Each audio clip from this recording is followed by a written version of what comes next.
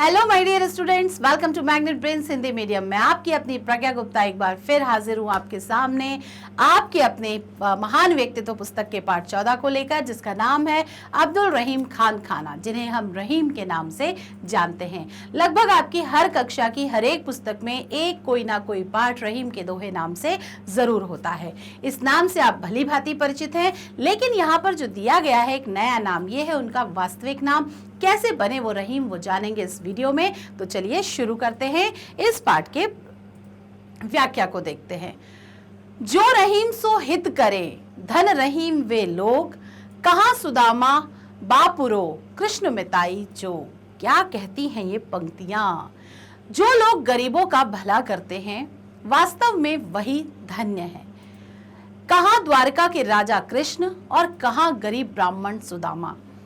दोनों के बीच गरीबी और अमीरी का बहुत बड़ा अंतर था, फिर भी कृष्ण ने सुदामा से मित्रता की और उसका निर्वाह किया।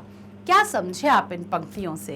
इन पंक्तियों से हमने जाना कि जीवन में सिर्फ काम वही आता है जो आपका खुद का व्यवहार होता है, जो कि गरीबी अमीरी ऊंच नीच से परे होता है। परे यानी दूर होता है। प्रस्तुत पंक्तियों को एक बार आप पढ़ तो चुके हैं, समझते हैं। जो लोग गरीबों का भला करते हैं, वास्तव में वही धन्य है। ठीक है, जीवन में सबसे बड़ा पुण्य का काम होता है किसी की सहायता करना, मदद करना। कहाँ द्वारका के राजा कृष्ण और कहाँ गरीब ब्राह्मण सुदामा। अगर देखा जाए तो उन दोनों का कोई तुलना हो ही नहीं सकती, एक राजा और एक दूसरा गरीब ब्राह्मण। लेकिन उनकी मित्रता की तब से लेके आज तक मिसाल दी जाती है। क्यों दी जाती है, देखते हैं। श्री कृष्ण ने सुदामा से जब उनकी आश्रम की सांदीपनी आश्रम से चली आ रही जो उनकी मित्रता थी, जीवन भर उसका निर्वाह किया। साथ ही साथ उनसे जो मित्रता थी उसमें उन्हें अपने साथ उतना बड़ा बनाने की कोशिश की। ठीक है, तो ये चीज जो होती है ये व्यक्ति को सामान्य से विशेष की ओर लेकर आती है। ठीक है, तो यहाँ हम देखते हैं उक्त पंक्तियों की रचना महान कवि रहीम जी ने की है। जो अभी हमने पंक्तियां पढ़ी उनका अर्थ ये था, और इन पंक्तियों की रचना किसने की है? महान कवि रहीम ने की है। रहीम की कविताओं व दोहों में नीति और व्यवहार पर बल दिया गया है। हर एक कवि के लिखने का एक स्टाइल होता है, एक तरीका होता है, एक विशेष कला होती है उसके लिखने की। रहीम जी का जो लेखन था ये सबसे ज्यादा बेस्ड था दोहों पर। इनके जो लेखन कविताएं हैं उनको कविताओं से ज्यादा दोहे कहे जाते हैं। दोहे जो होते हैं वो दो पंक्तियों के होते हैं, लेकिन वो दो पंक्तियां किसी के भी जीवन को बदलने की ताकत रखती हैं। इतना गहन अर्थ उन दो दोहों में, दो पंक्तियों में छुपा होता है। तो रहीम की जो काव्य है वो ज्यादातर दोहे में है। साथ ही साथ जो उनके दोहे हैं वो नीति और व्यवहार पर आधारित है। कैसा व्यवहार करना चाहिए, कैसा नीतियां होती हैं, किस नीति का पालन करना चाहिए, इन सारी चीजों से उन्होंने मनुष्य के जीवन को बदलने का प्रयास किया है। आपने जब भी दोहे पढ़े होंगे आपने देखा होगा, उसमें पढ़ने के बाद आपको कोई ना कोई ज्ञान जरूर उसमें प्राप्त होता है। समाज को आदर्श मार्ग दिखाया, जैसा कि मैंने अभी आपको बताया कि उनके दोहे जन जन को बदलने की ताकत रखते थे। दो दो पंक्तियों के वो दोहे होते थे, लेकिन उनमें विशाल अर्थ छुपे होते थे, बहुत गहन और गूढ़ बात उसमें छुपी होती थी। उन्होंने काव्य के द्वारा जिस सामाजिक मर्यादा को प्रस्तुत किया है वह आज भी अनुकरणीय है। जहां एक और कुछ कवि अपने हिसाब की कविताएं लिखने में लगे थे, लेकिन उस समय ये सिर्फ एक काम कर रहे थे, क्या? समाज को बदलने का। कैसे? वैचारिक क्षमता से, मानसिक क्षमता से उनकी। और जो दो दोहे हैं, दो दो पंक्तियों के इनके जो दोहे थे वो कहने को बहुत छोटे थे, लेकिन उनका जो अर्थ होता था वो किसी की भी मानसिक स्थिति को बदलने में, जीवन को बदलने में काफी होता था। तो इस प्रकार उनका जो काव्य है, जो उनकी रचनाएं हैं, वे आज के समाज में भी उतनी ही अनुकरणीय हैं। जाने कितने सालों पहले लिखा गया इनका ये काव्य, इनके ये दोहे आज भी अगर आप पढ़ें तो आपको बस ऐसे लगेंगे कि जैसे इनका जो पूरा ज्ञान है ये आपकी जनरेशन, आपकी पीढ़ी के लिए ही लिखा गया है। और यकीन मानिए जब मैंने पढ़ा था तो मुझे भी ऐसा ही लगा था, और जब मेरे शिक्षकों ने पढ़ा होगा तो उन्हें भी ऐसा ही एहसास हुआ होगा। ठीक है, आगे देखते हैं, रहीम जी के बारे में जानते हैं। रहीम जी का जन्म लाहौर, जो कि अब पाकिस्तान में पहुंच चुका है, विभाजन के पहले की बात है ये। लाहौर में 1556 ईस्वी को हुआ था। 1556, अभी हम जी रहे हैं 21वीं सदी में और 2023 में। इनके पिता बैरम खां हुमायूं के अति विश्वसनीय सरदार में से एक थे। कौन थे इनके पिता? बैरम खां। हुमायूं की मृत्यु के पश्चात बैरम खां ने 13 वर्ष तक अकबर का राज्याभिषेक कर दिया था। उनके संरक्षक बन गए। तो इनके पिता बैरम खां हुमायूं के अति विश्वसनीय सरदारों में से एक थे और हुमायूं की मृत्यु के पश्चात जो बैरम खां थे उन्होंने 13 वर्ष की आयु में ही अकबर का राज्याभिषेक करके उसे राजा बना दिया था और उनके संरक्षक बन गए थे। संरक्षक का अर्थ होता है देखभाल करने वाला, क्योंकि उनकी उम्र इतनी कम होती है तो वो उतने डिसीजन लेना या राज्य का कार्यभार संभालना इनके लिए इतना आसान नहीं होता था। तो उनका एक संरक्षक घोषित कर दिया जाता था, तो वो उनकी राजकाज में मदद किया करता था। अगर आपको याद हो तो जब हमने रानी दुर्गावती पाठ पढ़ा था तो उसमें भी उन्होंने अपने 15 वर्षीय पुत्र को राजा बनाया था और वे स्वयं उसकी संरक्षिका के रूप में कार्य करती थी। हज यात्रा के दौरान मुबारक लोहानी नाम का एक अफगानी पठान ने बैरम खां की हत्या कर दी। रहीम उस समय मात्र 5 वर्ष के थे। रहीम अपनी मां के साथ अकबर के दरबार पहुंचे। अकबर ने रहीम के लालन पालन की व्यवस्था कर राजकुमारों की तरह उनका लालन पालन किया। किसने? अकबर ने। सम्राट अकबर, जिनके बारे में भी हम पढ़ चुके हैं, उन्होंने किया। उन्होंने रहीम को मिर्जा खां की उपाधि प्रदान की जो केवल राजकुमारों को दी जाती थी। ये उपाधि उनको किसने प्रदान की? अकबर ने प्रदान की। और ये उपाधि किसे दी जाती थी? सिर्फ जो राज्य के राजकुमार होते थे, जो जन्मजात राजा होते थे, उनको ये दी जाती थी। उन्होंने रहीम की शिक्षा के लिए मुल्ला अमीन को नियुक्त कर दिया। रहीम ने मुल्ला अमीन से अरबी, फारसी, तुर्की, गणित, तर्कशास्त्र आदि का ज्ञान प्राप्त किया। अकबर ने रहीम के लिए संस्कृत अध्ययन की भी व्यवस्था की थी। आपको याद होगा जब हमने इस अकबर के बारे में पढ़ा था, अकबर महान पाठ हमने पढ़ा था, चलते हैं थोड़ा सा फ्लैशबैक की ओर। तब हमने देखा था कि अकबर ना सिर्फ मुगल शासक होते हुए अपनी मुगल जो भाषाएं होती थी उन पर जोर देता था, बल्कि उसके लिए संस्कृत आदि का पाठन पठन का भी उसने बहुत अच्छी व्यवस्था अपने राज्य में कर रखी थी।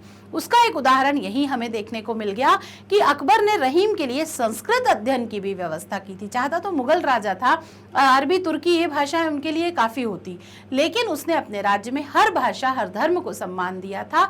तो उसी की परंपरा को निभाते हुए उसने रहीम के लिए संस्कृत पढ़ाने की भी व्यवस्था वहां पर कर रखी थी।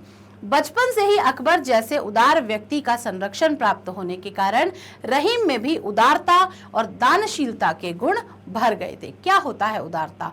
बड़ा हृदय रखना। जो छोटा हृदय रखते हैं, छोटी छोटी बातें उनके लिए बहुत दिल को तकलीफ देती हैं उनको, लेकिन जो बड़ा हृदय रखते हैं वो दूसरों के बारे में सोचते हैं, अपने राष्ट्र समाज की भलाई सोचते हैं। और जो छोटे हृदय के व्यक्ति होते हैं वो सिर्फ अपनी ही दुनिया से बाहर नहीं निकल पाते, वे अपने ही भलाई से बाहर नहीं निकल पाते। लेकिन अकबर जैसा जो उदार व्यक्ति होता है वो सिर्फ अपना स्वार्थ उसके लिए बहुत पीछे होता है। वो अपने जिस जगह पर वो रहते हैं, देश काल समाज के लिए कार्य करते हैं। तो इस प्रकार रहीम की अकबर के संरक्षण में रहने के कारण उदारता और साथ ही साथ दानशीलता, दान मतलब दान, किसी को कुछ ऐसी वस्तुओं का दान करना, ऐसी वस्तुएं देना जो उसके उपयोग की हो, साथ ही साथ आवश्यक हो। तो ऐसी वस्तुएं दान देने की जो दानशीलता की प्रवृत्ति थी, ये दोनों ही अकबर से रहीम को प्राप्त हुई थी। रहीम को काव्य सृजन का गुण पैतृक परंपरा से प्राप्त हुआ था। पैतृक परंपरा मतलब हमारी खानदानी रिवाज। कैसे खानदानी रिवाज? देखते हैं। इसके अतिरिक्त उन्हें राज्य संचालन मतलब राज्य को किस तरीके से चलाया जाए, राज्य का कार्यभार किस तरीके से देखा जाए, राज्य का जो प्रशासन है वो कैसे चलाया जाए, साथ ही साथ वीरता, तो वीरता की भावना, दूरदर्शिता यानी आगे तक की सोच के काम करना, दूर तक की। एक कुशल राजनीतिज्ञ या जो राजनीति कर रहा है, जो राज्य चला रहा है, राज्य शासन को देख रहा है, उसमें दूरदर्शिता का गुण होना बहुत आवश्यक है। क्या करती है दूरदर्शिता? अब आप सोचेंगे कि दूरदर्शिता का मतलब क्या है, ज्यादा आगे तक की सोच के काम क्यों करना, लेकिन युद्ध के समय या राज्य शासन को चलाते समय परिणाम सोचना बहुत जरूरी होता है। ठीक है, परिणाम सोचना यानी अगर हम ऐसे युद्ध करेंगे तो उसका ये परिणाम निकलेगा, अगर हमने ये चूक कर दी तो उसका ये फल मिलेगा हमको। तो इन सारी चीजों के दूरगामी परिणाम जो सोचे जाते हैं, यानी आगे तक का सोच के चलने वाले जो लोग होते हैं वो बेहतर निर्णय ले पाते हैं। तो दूरदर्शिता ये भी इन्हें पैतृक पैतृक रूप से मिली थी। पैतृक रूप से मतलब हेरिडिटिकली जो मिलता है वैसे इनको मिली थी, यानी इनके बुजुर्ग, इनके पूर्वज भी वैसे ही थे, उसी का असर इनके स्वभाव पर भी पड़ा था। मिर्जा खां रहीम की कार्यकुशलता, कार्यकुशलता का अर्थ होता है बहुत अच्छा कार्य करना, हर काम को परफेक्टली करना, बहुत अच्छे से करना। तो कार्यकुशलता, लगन और योग्यता को देखकर, लगन का मतलब क्या होता है, जो काम हाथ में लिया है उसको पूरी तरह, पूरी शिद्दत के साथ बहुत अच्छे से उसको खत्म करना, और योग्यता यानी एलिजिबिलिटी या फिर आप एबिलिटी कह सकते हैं जिसको। तो योग्यता, ये तीनों चीजें देखकर अकबर ने उन्हें शासक वंश से जोड़ने का निश्चय किया। उन्होंने सोचा कि इन्हें हम अपने राज्य में प्रमुख पद देंगे, क्योंकि तीनों जो गुण जो आवश्यक हैं वो तीनों इनमें थे। कौन कौन से? कार्यकुशलता, किसी काम को बहुत अच्छे से करना, लगन की भावना, साथ ही साथ योग्यता, यानी कोई वो एहसान नहीं कर रहे थे उन पर कि ये हमारे जान पहचान में है इसलिए इनको ये पद दिया जाए। वो उनकी लगन, कार्यकुशलता और योग्यता से अत्यधिक प्रभावित थे। कौन? अकबर। अकबर ने रहीम का विवाह माहम अनगा की बेटी तथा खाने जहां अजीज कोका की बहन से करा दिया, यानी जो इनके इन्हीं के संरक्षण में जो लोग थे उन्हीं में से किसी एक के साथ, उनकी बहन के साथ उनका विवाह करा दिया गया। सन 1573 में मिर्जा खां रहीम का राजनीतिक जीवन आरंभ हुआ, यानी अब जब ये शासन की सारी चीजें सीख गए थे, कार्यकुशलता, लगन, योग्यता देखकर इन्हें पद मिल गया था, अब इन्होंने क्या किया? राजनीतिक जीवन की शुरुआत हुई। कैसे की इन्होंने, वो देखते हैं। अकबर गुजरात के विद्रोह को शांत करने के लिए अपने कुछ विश्वसनीय सरदारों को लेकर गए थे। उनमें 17 वर्षीय मिर्जा खां भी थे। ये जब गुजरात के विद्रोह को शांत करने के लिए कुछ सरदारों को लेकर गए, उसमें मिर्जा खां को भी लेकर गए, और मिर्जा खां की आयु उस समय कितनी थी? 17 वर्ष थी वहां पर।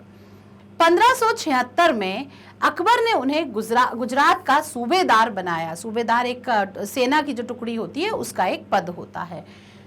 1580 में मिर्जा खां ने राजा भगवान दास और कुंवर मानसिंह जैसे योग्य सेनापतियों की संगत में रहकर अपने अंदर एक अच्छे सेनापति के गुण भी विकसित कर लिए, यानी ये कुशल राजनीतिज्ञ तो बन ही गए थे, साथ ही साथ एक सेनापति, एक सेना का प्रधान कैसा हो, एक ग्रेट लीडर कैसा होना चाहिए, ये इन्होंने राजा भगवान दास और कुंवर मानसिंह जैसे योग्य सेनापतियों की संगत में रह के इन्होंने सीख लिया था। जो स्ट्रेटजी जिसे आप कहते हैं, रणनीति बनाना युद्ध की, वो सारी चीजें एक सेनापति के साथ को आना बहुत आवश्यक होती हैं। किस तरफ से युद्ध होगा, कितनी सेना जाएगी, कैसे टुकड़ी को वहां भेजा जाएगा, और जब कोई हिम्मत हारने जैसा कभी कभी कोई काम हो तो कैसे उन्हें मोटिवेट करना है, कैसे उन्हें जागरूक बनाना है, कैसे उनकी हिम्मत बढ़ानी है, कैसे उनको चलते युद्ध में कोई संदेश पहुंचाना है, ये सारी चीजें एक कुशल सेनापति के गुणों के अंतर्गत आती हैं। ठीक है, तो ये सारी चीजें भी अब अब्दुल रहीम खान खाना यानी कि मिर्जा खां सीख चुके थे। प्रधान सेनापति के रूप में उन्होंने बहुत सारी लड़ाइयां जीती। 28 वर्ष की आयु में मिर्जा खां को अकबर ने खान खाना की उपाधि प्रदान की। उनका नाम अब मिर्जा खां अब्दुल रहीम खान खाना हो गया था। यानी यहाँ पर आपको इतना सारा नाम उनका याद करना है जो कि बहुत आसान है। मिर्जा खां अब्दुल रहीम खान खाना, मिर्जा खां उनकी उपाधि थी, अब्दुल रहीम खान खाना उनका नाम था। 1589 में अकबर ने उन्हें वकील की पदवी से भी सम्मानित किया, वकील की पदवी, और उनके पहले यह सम्मान उनके पिता बैरम खां को प्राप्त हुआ था। यानी अपने पिता को जो सम्मान प्राप्त हुआ था उसी सम्मान के हकदार आज ये स्वयं भी हो गए, जो कि एक पिता के लिए भी बहुत गर्व की बात थी और पुत्र के लिए तो गौरवान्वित करने वाली बात तो थी ही। उच्च कोटि के सेनापति और राजनीतिज्ञ होने के साथ ही आपने जब रहीम को सुना है तो आपने सिर्फ रहीम को एक कवि के रूप में सुना है। यहाँ पर अब वही बात आ गई है। उच्च कोटि के सेनापति और राजनीतिज्ञ होने के साथ साथ रहीम एक श्रेष्ठ कोटि के कवि भी हैं। यानी आपने सिर्फ उनका कवि वाला रूप देखा है तो आपको लगा कि ये सेनापति भी थे, ये युद्ध भी कर रहे हैं, ये लड़ाइयाँ भी जीत रहे हैं, तो वो उनका एक अलग शौक था, जुनून था, उनका एक अलग पार्ट था उनके जीवन का, और ये कवि होना उनके जीवन का एक अलग शौक और अलग पार्ट है। अकबर का शासनकाल हिंदी साहित्य का स्वर्ण काल माना जाता है। याद कीजिए, ये पंक्ति हमने और कहाँ सुनी और पढ़ी है। जी हाँ, जब हमने अकबर के बारे में पढ़ा था, अकबर महान चैप्टर को हमने पढ़ा था, तब हमने जाना था कि अकबर का जो शासनकाल है वो हिंदी का स्वर्ण काल माना जाता था। उस समय हमने जिन कवियों को उभरते हुए देखा था, तुलसीदास, कबीर दास, साथ ही साथ रहीम, सूरदास, उस समय हमने कबीर का नाम भी वहां पर पढ़ा था। तो अब यहाँ पर वही बात को हम आगे बढ़ा रहे हैं कि इसी समय रहीम ने ब्रज भाषा, अवधी तथा खड़ी बोली में रचनाएं करना शुरू किया। यानी उनका राजनीतिक जीवन तो चल ही रहा था, सेनापति वो थे ही, युद्धवादी कलाओं में वो प्रवीण हो चुके थे, साथ ही साथ कविताएं भी वो लिखना शुरू कर चुके थे, साहित्य लेखन उन्होंने शुरू कर दिया था। उनकी प्रमुख रचनाएं रहीम सतसई, बरवे नायिका भेद, रास पंचाध्यायी, श्रृंगार सोरठा, मदनाष्टक तथा खेट कौतुक उनकी प्रमुख रचनाएं हैं। इनमें भी रहीम ने, देखिए कोई किसी एक क्षेत्र में सफल होता है, लेकिन रहीम ने जब राजनीति की वो उस क्षेत्र में सफल हुए, उन्होंने सेनापति का बन के नेतृत्व किया, वे उसमें सफल हुए। तो हर एक क्षेत्र में वो सफल होते गए। साथ ही साथ जब उन्होंने साहित्य लेखन के क्षेत्र में अपनी कलम का प्रयोग करना शुरू किया तो उनकी लेखनी ने भी उन्हें कितनी प्रसिद्धि दिलाई, वो यहाँ पर उदाहरण आपके समक्ष प्रस्तुत है। किस प्रकार उन्होंने बिहारी सतसई, नायिका भेद, रास पंचाध्यायी, श्रृंगार सोरठा, मदनाष्टक और खेत कौतुक नाम की रचनाएं यहाँ पर उन्होंने की हैं। तो ये आपको याद कर लेना है अच्छे से कि कौन कौन सी रचनाएं उन्होंने लिखी हैं। रहीम ने साहित्य लिखा तो साहित्य में क्या लिखा वो जानेंगे अब हम। रहीम समाज की कुरीतियों, यानी जो बुरे रीति रिवाज चल रहे थे, जिनका कोई सेंस नहीं था, कोई वैज्ञानिक कारण नहीं था, कोई तार्किक कारण उनका नहीं था, उनका विरोध इन्होंने किया था। तो कुरीतियों और आडंबरों के भी ये आलोचक थे। आडंबर यानी बेमतलब का दिखावा, उसके भी ये बेहद बड़े आलोचक थे। आलोचक यानी कोई तो हो जो कम से कम कह सके कि नहीं ये बुरा है तो बुरा है, वरना लोग तो बस एक तरीके से भेड़चाल की तरह उसको फॉलो करते चले आ रहे थे। लेकिन रहीम जैसे जो लोग थे, इन्होंने खुलेआम उन कुरीतियों का विरोध किया। वे मानवता के रचनाकार थे। वो चाहते थे कि कलम के माध्यम से, लेखनी के माध्यम से भी समाज को बदला जा सकता है, तो वो मानवता के रचनाकार थे। उन्होंने धर्म संप्रदाय से दूर रहकर राम रहीम को एक माना। उन्होंने बिल्कुल ये सब नहीं कहा कि मैं एक मुसलमान हूँ, मैं हिंदुओं को कैसे सिखा सकता हूँ, या कोई हिंदू है तो वो मुसलमानों से कैसे सीख सकता है। तो बड़े जो होते हैं, वो इस उदार हृदय के जो लोग होते हैं, वो इस छोटी सोच से परे होते हैं। वो इससे कहीं अधिक सोचते हैं कि राम और रहीम एक है। हिंदू मुसलमान सभी को उन्होंने एक माना। रहीम ने राम, सरस्वती, गणेश, कृष्ण, सूर्य, शिव, पार्वती, गंगा और हनुमान की भी स्तुति की है। यानी इन्होंने इस धर्म से अपने आप को बहुत दूर रखा हुआ है। धार्मिक दृष्टि से इन्होंने अपने आप को इन सब चीजों से बहुत दूर रखा है। किसी भी धर्म में ये जो होता है कि मैं इस धर्म से हूं, वो इन्होंने कभी अपने आप को स्वीकार नहीं किया। ये अपने आप को सिर्फ रहीम कहते थे। रहीम में भी राम छुपा है, तो ये राम और रहीम को स्वयं भी एक ही मानते थे। भाषा, धर्म, संप्रदाय में ना उलझकर, वही बात यहाँ पर लिखी भी है कि भाषा और धर्म संप्रदाय में ना उलझकर कि मैं हिंदू, मैं मुसलमान, तुम मुसलमान, मैं हिंदू, वगैरह वगैरह में ना उलझकर, उन्होंने सिर्फ मानव धर्म को प्रमुख समझा कि मैं एक इंसान हूँ, इस पृथ्वी पर मेरा जन्म सिर्फ मानवता के कल्याण के लिए हुआ है और मुझे वही करना है। अब मैं वो अपने कर्मों से करूँ, लेखनी के माध्यम से करूँ, शब्दों के माध्यम से करूँ, किसी भी प्रकार से बस मुझे बदलाव लाना है, समाज में मानवता का विकास करना है।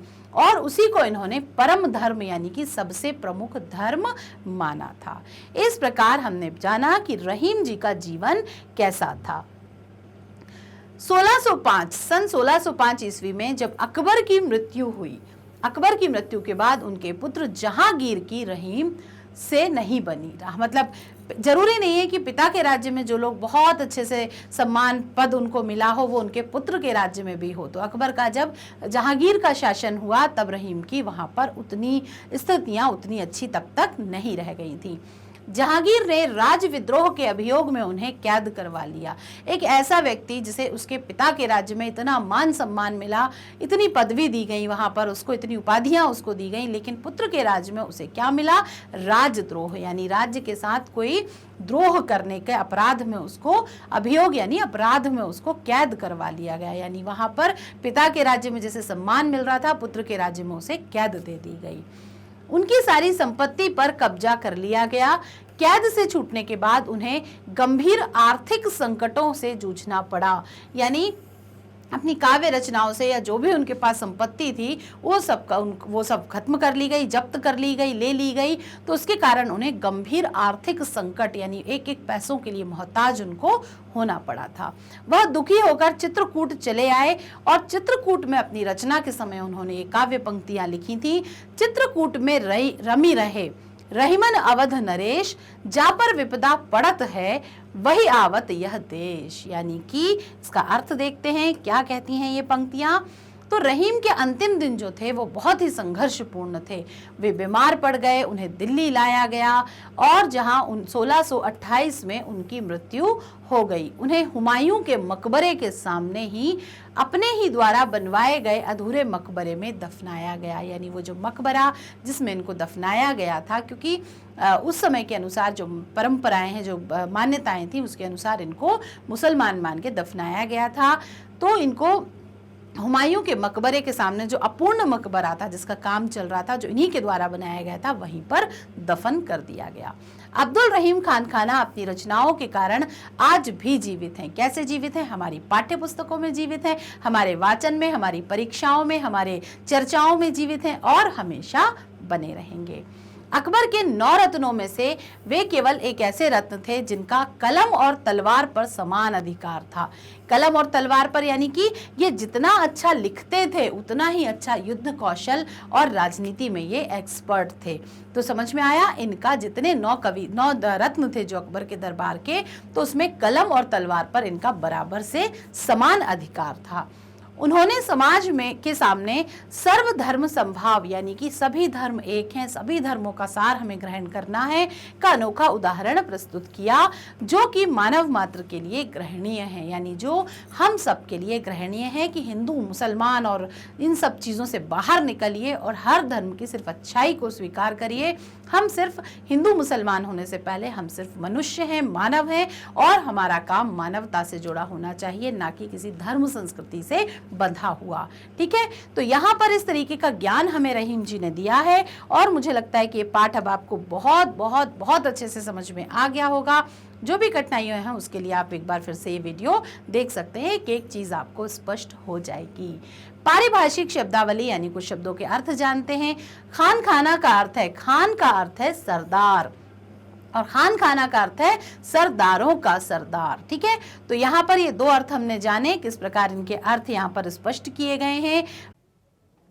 तो इस प्रकार यहाँ समाप्त होता है हमारा पाठ। अब आपका काम शुरू होता है इसके रिवीजन का, तो आप इसको रिवीजन करिए। इन कहानियों को आप कंठस्थ करने के लिए, अपने दिमाग में अच्छे से स्थायी निवास करने के लिए इनका अपने रात में इनको मम्मी पापा को कहानियां बनाकर सुनाइए, अपने छोटे भाई बहनों को कहानियों की तरह सुनाइए। पाठ का रिवीजन भी हो जाएगा और उनको आनंद भी आ जाएगा।